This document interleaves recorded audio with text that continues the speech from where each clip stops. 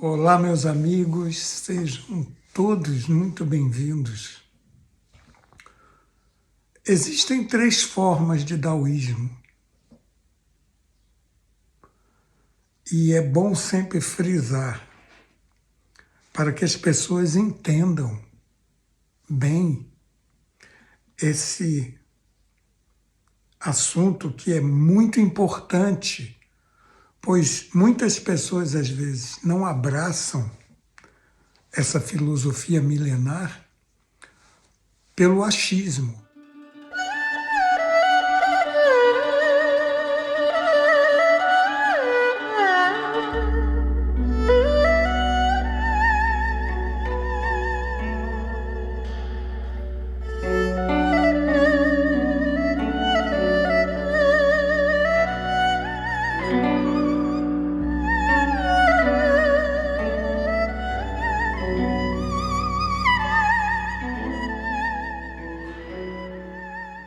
Então, a nossa escola, ela se baseia no daoísmo, arte do caminho, as artes do caminho.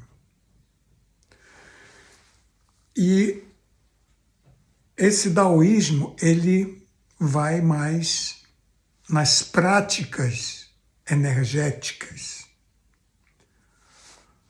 Eu já falei sobre esse assunto assim de uma forma superficial num outro vídeo. Vocês podem procurar na lista. É uma forma mais superficial. Hoje eu vou um pouquinho mais além. Eu vou mais fundo. Então, existem essas três formas de daoísmo, que é esse daoísmo da nossa escola, que ele tem a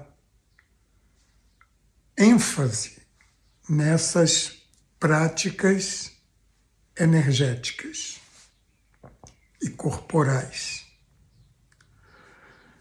Existe o daoísmo filosófico e existe o daoísmo religioso. Lembrem-se que, geralmente, o daoísmo ele vai utilizar-se desses três fatores, dessas três formas, em proporções diferentes. Por exemplo, uma escola como a nossa, que se baseia mais nas práticas energéticas, ele vai utilizar, vamos dizer assim, 80%, 70% dessas técnicas. E vai se utilizar de uma forma menor do daoísmo filosófico e do daoísmo religioso. Na nossa escola, eu acho que nós usamos 60% do daoísmo de práticas energéticas, usamos 30% do daoísmo filosófico e 10% do religioso. Por que tem essas diferenças?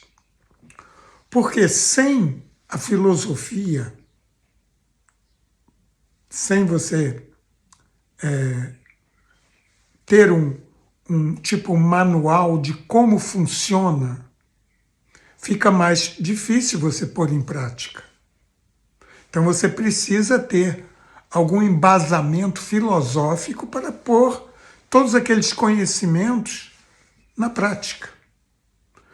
E os 10% que eu digo do daoísmo religioso, apenas pela tradição, porque esse daoísmo, que é chamado de Dao Jiao, esse daoísmo, ele é o daoísmo das tradições do caminho. Ele é o daoísmo religioso, é aquele onde entram todos aqueles fatores que o ser humano está tão habituado, né? São nos deuses, nos imortais, naqueles seres em que o ser humano fica se espelhando. Mas nós não atuamos muito nessa área, apenas estudamos um pouco para ter o conhecimento das tradições do daoísmo, porque é uma filosofia religiosa, como você quiser chamar, milenar. É o livro que está na segunda posição no mundo como o mais vendido. Perde para a Bíblia. Mas a Bíblia, as pessoas esquecem de um fator, que a Bíblia ela é obrigatória em cada quarto de hotel nos Estados Unidos e em vários países do mundo. Então, a Bíblia é vendida para estar dentro de um quarto. E eles ficam renovando essa Bíblia. Então, faça as contas, quantos hotéis existem no mundo que utilizam a Bíblia? E quantos quartos de hotel existem? Quantos quartos? Então, isso é também um fator a ser pensado, que eles ficam sempre renovando, porque as pessoas vão manuseando, vai estragando, eles vão repondo. Mas o Dao Te Ching não tem isso. Não tem Dao Te Ching em quartos de hotel. Então, é consideravelmente páreo duro com a Bíblia. Então, pensem bem. As tradições religiosas do daoísmo devem ser respeitadas, mesmo que você não funcione à base de dogmas e fé, por exemplo. Porque um dos pontos principais de uma religião é o fator fé. E quem trabalha dentro do nosso daoísmo, que é o daoísmo Dao Shu, que é o daoísmo prático de treinamentos físicos, energéticos, de trabalho de harmonia de corpo e mente, as pessoas que trabalham nessa linha não estão muito interessadas em fé. Nós não estamos muito ligados a isso. Nós trabalhamos para o aprimoramento pessoal, interno. Nós não precisamos depositar o resultado desse trabalho a alguém externo, ou seja, pedir para alguém ajuda para conseguirmos alcançar os nossos objetivos. Para o daoísmo Dao Shu, ele seria uma perda de tempo. Essa é a nossa visão. Não vamos pedir para que alguém que esteja fora venha nos ajudar. Esse é um ponto do Dao Shu. Agora, no daoísmo filosófico, nós estudamos, nós lemos e comentamos, tentamos explicar a todos vocês interessados o que é a base filosófica do daoísmo. Então, não vamos ficar também especulando demais, entrando em assuntos que seriam impossíveis de confirmar, de ter uma certeza absoluta. Lembre-se que nesse mundo tudo é relativo, então temos que tomar muito cuidado com o que falamos, com o que pensamos. Então, o daoísmo da nossa escola, da sociedade daoísta, Cha Dao, ele se baseia nesses treinamentos. E quais são esses treinamentos? Então, esses treinamentos, eles são baseados nas tradições da medicina chinesa, das artes marciais chinesas e da cultura chinesa.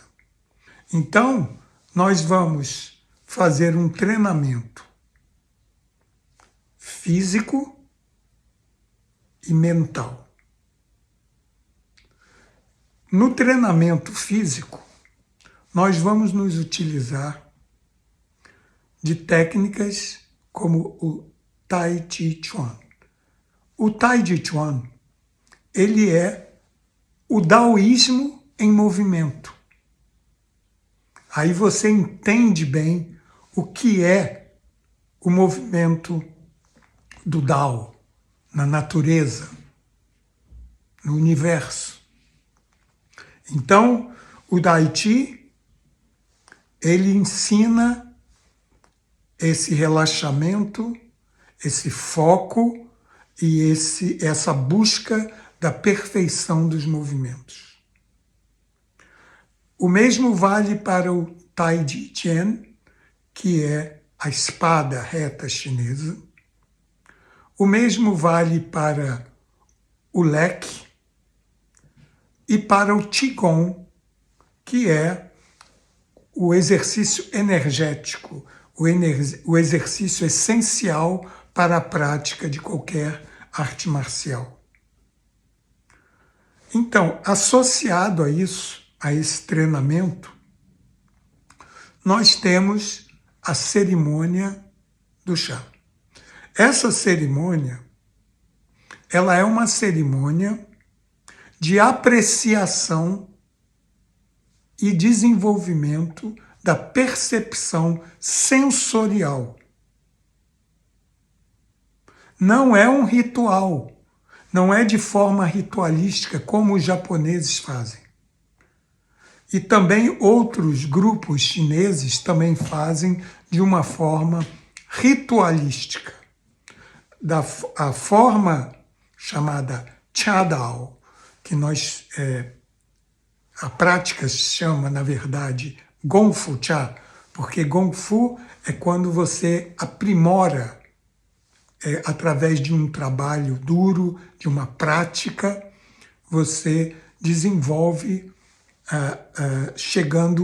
querendo chegar à perfeição. Então isso é o Gong Fu.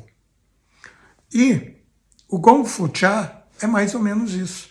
Você, através de fazer infusões do chá da Camellia sinensis, predominantemente, porque existe Camellia thaliensis, existem também muitas variedades de Camellia sinensis, assim como a uva, que faz o vinho, também tem muitas diferentes variedades.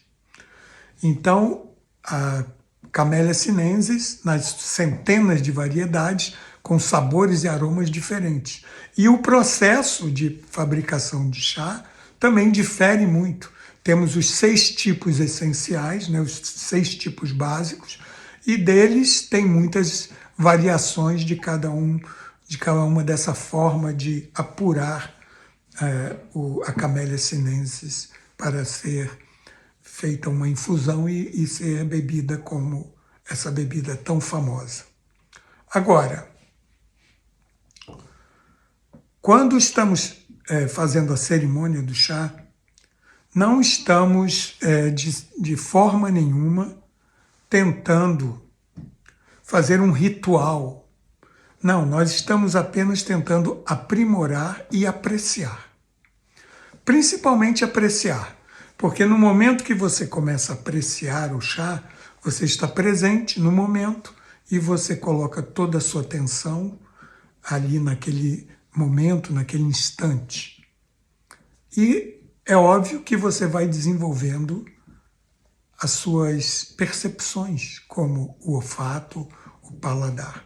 Utilizamos todos os sentidos na hora que estamos fazendo a cerimônia, mas desenvolvemos o olfato e o paladar, predominantemente. Então, todo esse processo, de todos esses exercícios, todas essas práticas, eles nos ajudam a estarmos integrados na nossa natureza. Então, nos tornamos mais alertas, nos tornamos cientes do momento, é uma autorrealização. através de experiências. Quando você prova o chá, você procura os sabores e o aroma, você desenvolve a sua capacidade de penetrar num mundo mais sutil, porque os sabores do chá são sutis. E os aromas também são sutis. Então temos que estar naquela integração com a sutileza da natureza. E esse é um ponto muito válido.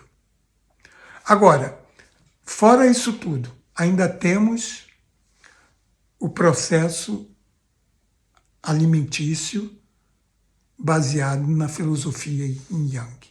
Porque o daoísmo se baseia nessa concepção do Yin e do Yang. Então, essas são as nuances dessa filosofia e dessas práticas e das tradições. Porque as tradições religiosas do daoísmo são também algo que devemos respeitar. E mesmo que você não tenha nenhum interesse religioso, é sempre bom você conhecer as tradições da filosofia que você está seguindo. Então, eu vou encerrando por aqui, agradeço a atenção de todos e até a próxima.